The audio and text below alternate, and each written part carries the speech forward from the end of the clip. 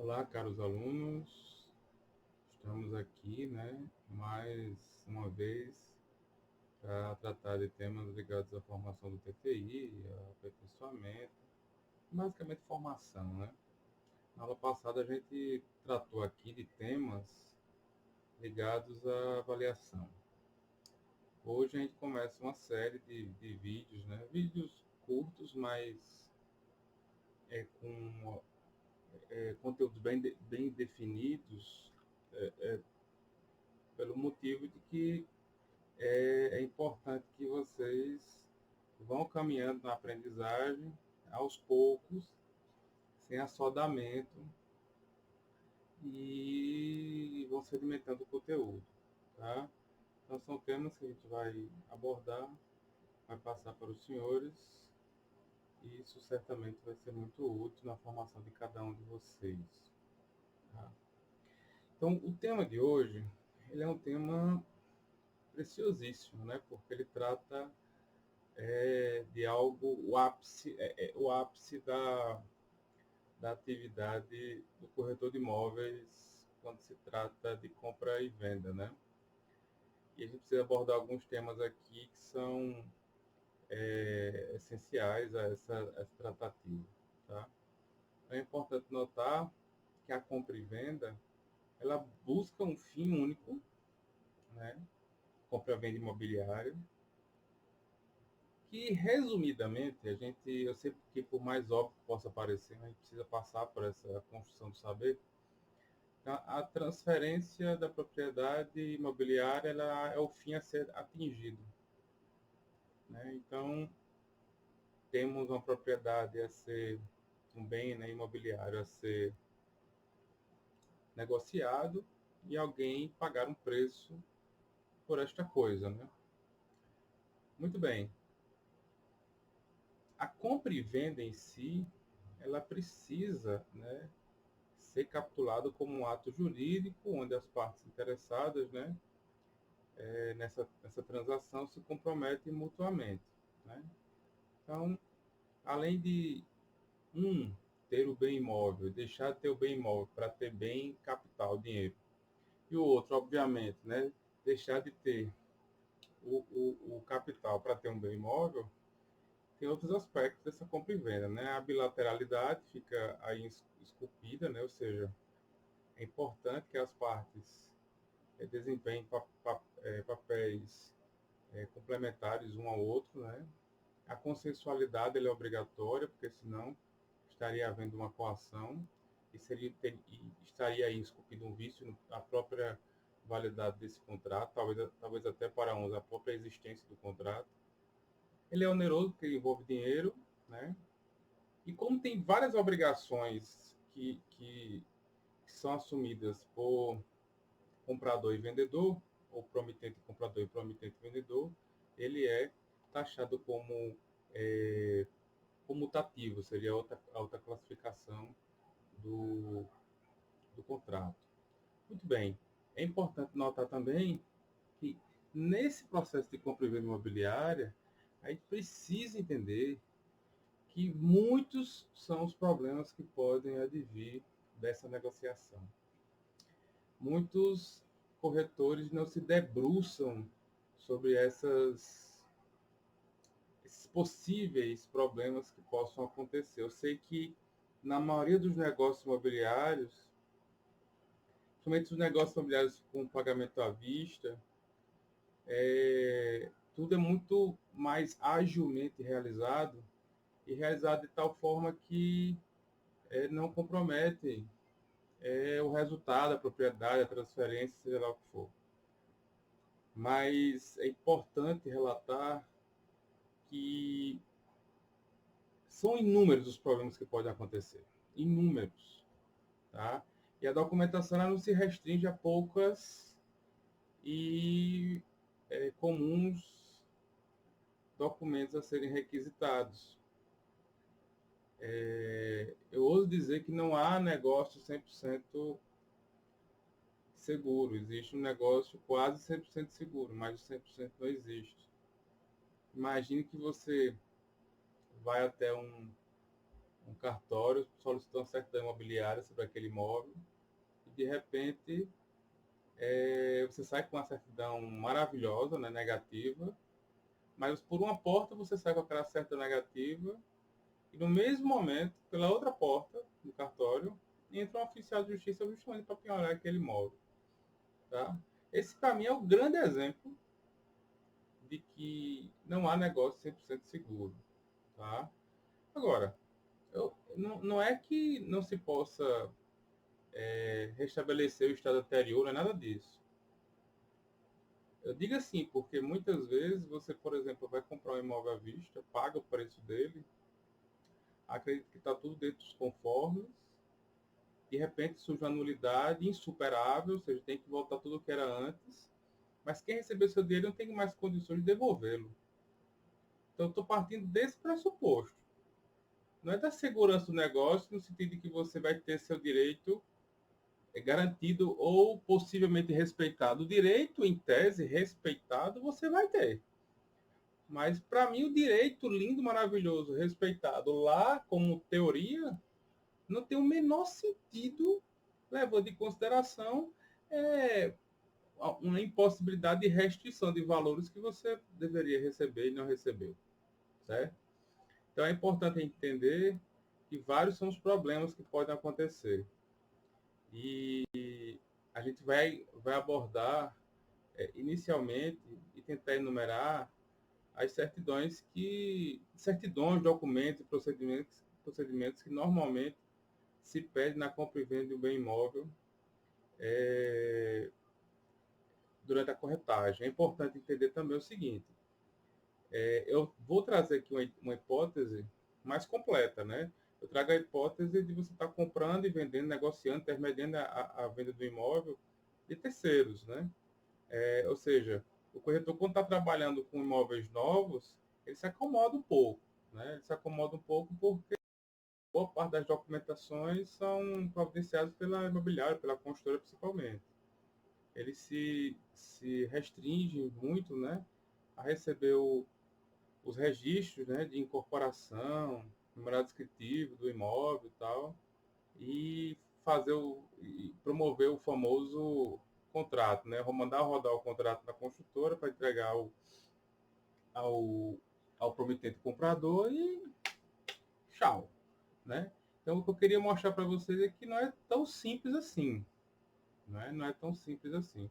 E eu preciso mostrar a vocês que não é tão simples assim, porque em determinado momento pode ser que você não vá mais trabalhar com imóveis novos, vá viver da intermediação de imóveis usados. E aí?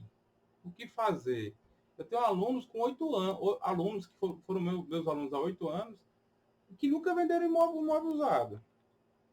Se eu perguntar a ele como é que faz para vender imóvel usado, ele vai saber como é que faz o métier. Agora, ele não se lembra nem que foi no cartório de imóveis.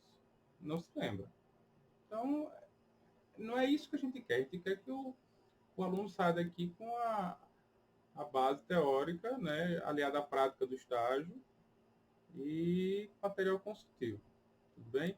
Então, é importante que a gente preste muita atenção nisso para que não haja nenhum tipo de surpresa, não é? Mas vejam, antes de mais nada, eu vou passar aqui a definição de alguns conceitos, tá? Vocês que tiveram acesso aos slides que estão no ambiente virtual, consultem toda a minha aula, ela segue o roteiro, tá? Então tá tudo lá, certo? Então, primeiro, o que viria a ser uma escritura pública, né? Primeiro é um documento público, como o próprio nome já diz, escrito, construído, redigido pelo tabelião. Esse tabelião pode ser tanto cartório de notas, cartório de casamentos, cartório de registro de imóveis, né? E ali, naquele documento público, onde se registra e autentica as declarações de vontade das partes, atesta a conformidade do negócio de direito conforme a lei. Então, quando se trata de escritura pública, de negócio imobiliário, o que é que basicamente ela deve conter, essa escritura pública? Eu sei que a grande demonstração de vontade daquele negócio é quando as partes declaram livremente o que querem fazer. E dentro dessa declaração de vontade, que essa escritura pública traz, inclusive essa declaração de vontade não viciada, ela precisa conter alguns dados que são obrigatórios, local e data, a qualificação das partes, né? O tabelião, ele inclusive declara que as partes são civilmente capazes para praticar aquele ato, né? Como eu falei, a própria declaração de vontade das partes, um quer comprar, outro quer vender,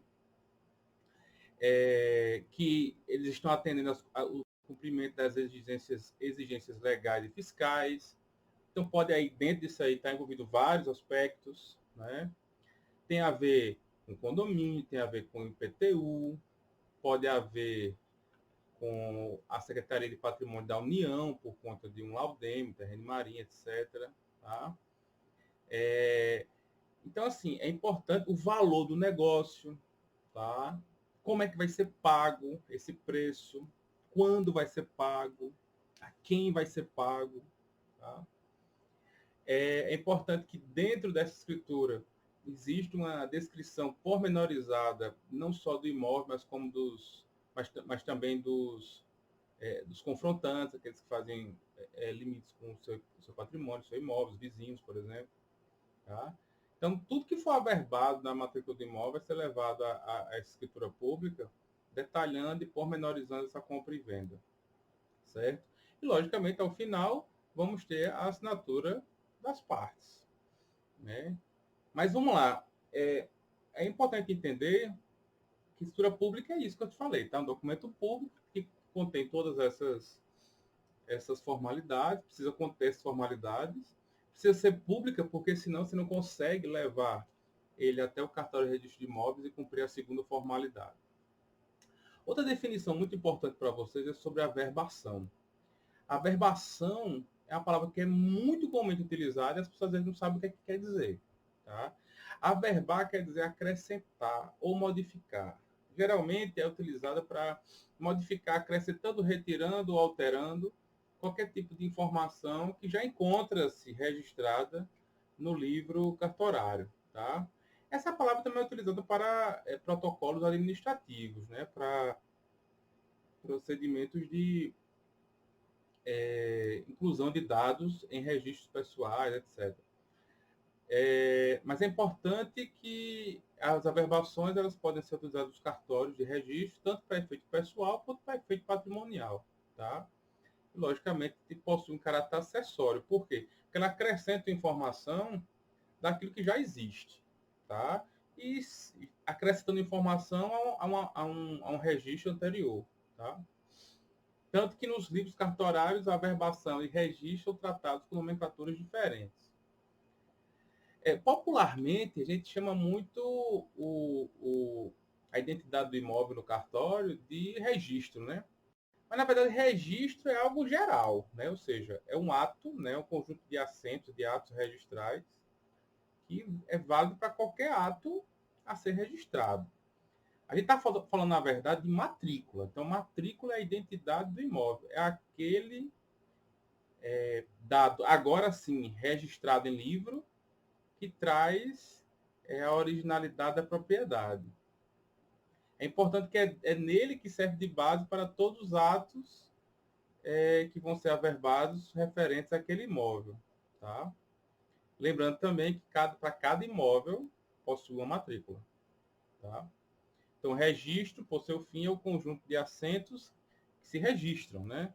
São atos que dizem respeito à modificação de direitos reais, nesse caso, imobiliários. Né? Nesse caso, imobiliários. Vamos estudar a questão do registro agora.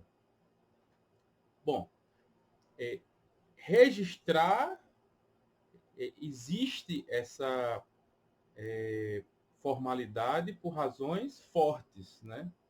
Primeiro, eu já disse que é registro público. Né? Se o nome é escritura pública, o registro imobiliário é público também. Tá? Então, a publicidade é importante. Eu não sei se vocês se recordam, mas eu comentei com os senhores que qualquer pessoa, munida das informações básicas, poderia chegar até um cartório de registro de imóveis e solicitar uma certidão imobiliária sem sequer dizer o motivo. Tá? Bastando indicar qual tipo de certidão você quer. É público. Tá?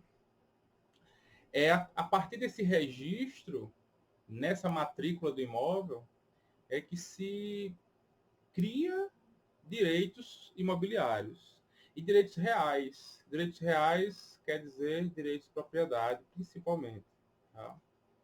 É importante notar que aquela escritura pública feita em qualquer cartório de registro de notas, que a gente falou, olha, a escritura pública de compra e venda de bem imóvel nada mais é do que um contrato de compra e venda de bem imóvel detalhado e feito em cartório, tá certo? Então, o translado dessa escritura para a matrícula do imóvel existente no cartório de registro de imóveis, ele perfecciona o negócio e só e somente só após a sua verbação à margem da matrícula, atualizando agora quem são proprietários, os novos proprietários do imóvel, é que se confere propriedade. Lembre-se, tem um contrato particular de compra e venda, tem até uma escritura pública de compra e venda, mas sem a justa averbação e registro desta na matrícula no cartório de imóveis, não confere propriedade, tá certo? Nem garante a anterioridade registral, ou seja, não garante que você, que mesmo tendo comprado primeiro, vá ter direito a um segundo que comprou em fraude, realizada pelo vendedor, obviamente, mas que já registrou. Se ele adquiriu de boa fé e não há nada que combata essa condição, você mesmo tendo comprado o imóvel antes, pode ficar sem ele. Tem o direito de regresso contra o vendedor, é bem verdade, mas olha a dificuldade. Né? Então, esse registro ele garante direitos reais sobre imóvel, ele estabelece a titularidade da propriedade e torna perfeito e acabado, pelo menos teoricamente, né, a transmissão da propriedade, certo? Então, a transmissão da propriedade não se dá com a posse. A transmissão da propriedade ela se dá com a verbação da escritura pública à margem da matrícula, onde esse registro no cartório de registro de imóveis é o ato que se busca perfeccionar, tá certo? Então, muito atento a esse tipo de situação, porque pode gerar conflitos seríssimos, né? Inclusive, pessoas chegarem a cometer atrocidades, né? Diante do desespero de ter ficado sem aquele numerário, aquele investimento de uma vida, por conta de um golpe, né? Então, é importante que a gente tenha esse tipo de cuidado. Então, assim, como prometido, eu vou passar aqui agora um rol, não é taxativo, né, nem exaustivo, mas é um rol bastante amplo das certidões e de encaminhamentos administrativos que um corretor precisa dominar. Tá?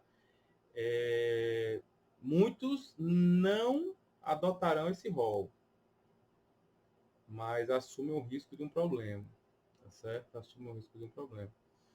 Então, os procedimentos básicos para a lavratura de escrituras, né, de compra e venda, a gente tem que separar por partes, né, do comprador e do vendedor. O vendedor, precisamos separar novamente, se for pessoa física, se for pessoa jurídica. No próximo vídeo eu explico o porquê desse rol tão puxado, né, de documentações. Então, vamos lá. No caso da pessoa física, a documentação particular do vendedor, documentação particular, identidade CPF. É importante que se verifique na propriedade do imóvel se já existe a averbação, se ele é casado ou não, lá na propriedade. Se não, é importante que se peça uma certidão de nascimento atualizada. Tá? Caso ele diga que é solteiro e não consiga uma segunda via da certidão de nascimento atualizada, segunda via de certidão de nascimento atualizada é uma emitida hoje, não é uma que ele tem lá reconhecido firma há 3 anos, não, tá? Então, o que acontece? Ele só vai ter a certidão de casamento, porque ele mentiu para você dizendo que era solteiro quando na verdade era casado, tá? É importante entender que precisamos buscar se existem algumas dívidas que enfim, acometem esse cidadão. Tá? Então, certidões de dívida ativa do Estado, certidões de dívida ativa da União, tá certo? É importante que isso seja visto. Isso em relação à pessoa, não cheguei no imóvel ainda. Tá? Fora isso, a gente precisa entender que temos ainda as certidões de feitos distribuídos na Justiça, no local do domicílio do vendedor. Por que eu digo isso? Eu digo isso porque nós vamos tratar de um tema rapidamente, mais à frente, mas apenas a título de esclarecimento, tá? Que é de fraude contra credores e fraude à execução. É outra situação em que o adquirente de boa-fé pode ficar sem o que ele comprou, tá certo? Então, o corretor ele precisa entender que a responsabilidade sobre a segurança do negócio está esculpida no Código Civil, né? Entre aqueles artigos 722 e 729. A segurança é ele que tem que garantir, tá? Então, certidões de feitos distribuídos quer dizer o quê? Quais são as ações judiciais que esse cidadão, proprietário desse imóvel, está sofrendo ou está configurando, tanto no Poder Judiciário Estadual, quanto no trabalhista, quanto no federal, tá? Porque a depender do tipo de ação que está tramitando lá, você vai saber se existe alguma possibilidade de constricção de patrimônio. O que é isso? De tomada de patrimônio dele. Então pode ser que ele esteja vendendo esse imóvel para se desfazer de patrimônio, tá certo? Dando um golpe, seja no credor, seja no próprio poder judiciário, tá? Que seria a falta de execução. Se o vendedor for uma pessoa jurídica, aí fora aquelas outras as alternativas anteriores, a gente precisa primeiro pedir uma certidão simplificada da junta comercial para identificar a pessoa jurídica proprietária desse imóvel. Outra coisa, a partir dali você vai, obviamente, ter acesso aos contratos sociais, né? É importante que se solicite os contratos sociais para verificar quem são os administradores, ou seja, aqueles sócios que têm poder de vender, negociar, alugar aquele imóvel. Por que eu digo isso? Eu digo isso porque imagine que um dos sócios não pode vender o imóvel, mas está tentando vendê-lo. Tá querendo vender. Então, é importante que vocês prestem atenção nisso aí. Tá? As certidões negativas do INSS, as certidões negativas de FGTS, as certidões negativas de tributos federais. Tá certo? É importante que as certidões negativas sejam apresentadas. Certo? Agora vamos para o comprador. O comprador é a parte mais fácil, porque está pagando, não é isso? Então, documentos pessoais do comprador, se for pessoa jurídica comprando, também, né, as documentações anteriores do vendedor, com exceção das certidões negativas, que ele está adquirindo patrimônio, está se desfazendo. É importante, já nesse caso, filtrar a condição de solteiro ou casado, certo? Para evitar quaisquer problemas futuros com relação a manejo de patrimônio entre cônjuges, né? Tá? Outra coisa, se casado, não tem nem por que eu deixar de dizer isso aqui, né? Se casado, é importante que as documentações pessoais sejam entregues de ambos, né? Tá? Não há dúvida quanto a isso, né? Certo? As documentações são essas, mas vocês precisam verificar que se forem casados, precisam das mesmas documentações, mesmas certidões, inclusive as de feitos distribuídos de ambos, tá? Bom que se diga. E lógico, né? A partir daí o comprador vai ser inquirido a pagar o imposto de transmissão de bens imóveis, né? Que é imposto de transmissão intervivos em alguns lugares, o nome, tá? Ele precisa pagar, é o famoso ITBI, né? Tem que pagar o ITBI, tá? Logicamente, vocês vão acertar como é que vai ser feita a transmissão do imóvel, mas a rigor, em imóveis de terceiro, tanto o registro quanto a escrituração quanto o TBI é pago pelo comprador, tá certo? Professor, mas foi feito um acordo aqui para o vendedor pagar ITBI, não importa. Está no contrato, vale. Estou dizendo que, via de regra, ITBI é para quem compra e as Escrituras públicas e registros e averbações são pagos pelo comprador também, tá? Porque é quem está solicitando a alteração. Tá? Com relação ao imóvel, é importante você ir logo ao cartório e solicitar a tão falada certidão de inteiro teor. Muitos pedem só a de ônus. Olhe, alguns cartórios cobram por página emitida. Então, o que acontece? Às vezes, ele não quer pegar a certidão de inteiro teor, porque vem a certidão chamada certidão vintenária e a certidão de ônus. A certidão vintenária traz a origem dos últimos 20 anos, né, de proprietários. Imagina que, sei lá, nesse tempo todo tiveram, sei lá, 10 proprietários. Então vão ser algumas páginas essa certidão. Então pode ficar mais caro por conta disso. Então avalie muito bem isso, mas eu digo a você que me ouve, a você que está atento.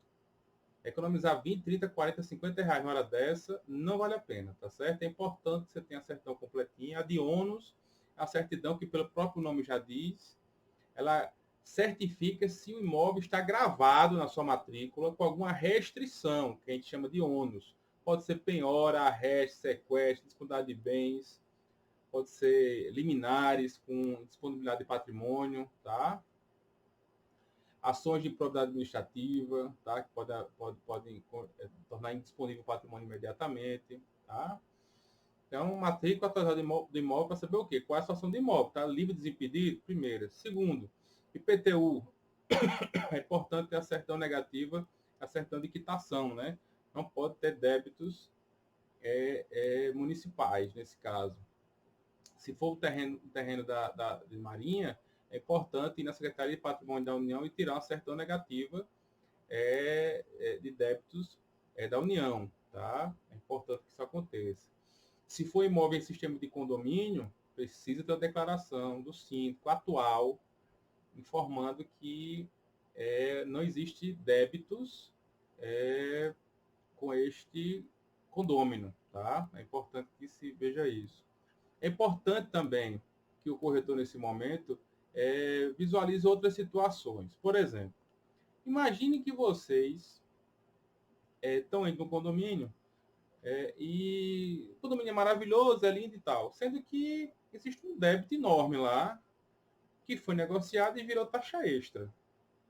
Eu acho, sim, que o corretor tem a obrigação de buscar essa informação, tá certo? Ele tem a obrigação de buscar essa informação. Então, não deixem de dar essa informação, ou seja, vá até o síndico, procure saber qual é a situação do condomínio, se existe alguma surpresa ou se é condomínio normal, sem taxa extra, se existe algum tipo de, de débito parcelado, ou qualquer coisa desse sentido, tá bom? Outra informação que eu acho que não pode deixar de ser passada é a seguinte. Eu sei que as ligações de concessionários vão ser refeitas, mas é importante que você faça uma busca já junto com o proprietário para saber qual é a real situação já, para evitar surpresas. Em algumas situações, os débitos precisam ser totalmente pagos, mesmo havendo inquilinos e tal. Alguns concessionários são também intransigentes, né? Não reconhecem, mesmo o locador tendo transferido a titularidade da concessionária para o locatário e tal. Então, assim, é importante que você, corretor, faça um trabalho com excelência. Eu acho que o que define muito bem um corretor é quando o serviço que é prestado por ele fica além daquilo que quem contratou esperava. Eu sempre disse, surpreender é muito melhor do que você oferecer algo que você não pode entregar. Tá? Então é importante que você se comprometa com aquilo que você pode entregar e tendo sim a oportunidade de surpreender, que você surpreenda. O mercado imobiliário, ele quando estava crescendo artificialmente por ingestão de dinheiro público, parecia que era um mercado que servia para todo mundo. Parecia que era um mercado que servia para qualquer pessoa que quisesse vender imóvel, de qualquer jeito. A demanda era tão grande que se vendia muito facilmente. Mas o mercado imobiliário duradouro, o mercado imobiliário longevo, o mercado imobiliário que lhe traz retorno durante toda a sua vida, é aquele que você faz com excelência, é aquele que você faz com responsabilidade, com técnica, com empenho, com suor também, mas é importante que vocês saibam que a técnica, o preparo, ele precisa estar presente nos negócios, desde os negócios mais simples aos negócios mais complexos. Tá certo? Foi muito bom o encontro de hoje. A gente finaliza, inclusive, o primeiro conteúdo de slides, mas algumas aulas serão postadas. Desejo a todos vocês ótimos estudos e qualquer dúvida acerca do conteúdo ministrado nessas aulas, nos contacte via WhatsApp, né? Nós temos grupo de estudo para isso. A gente utiliza a tecnologia a nosso favor. E é isso. Fiquem com Deus e até a próxima, se Deus quiser, e que seja em breve, tá? Eu pretendo passar para vocês alguns vídeos bem interessantes, tá bom? Um abraço.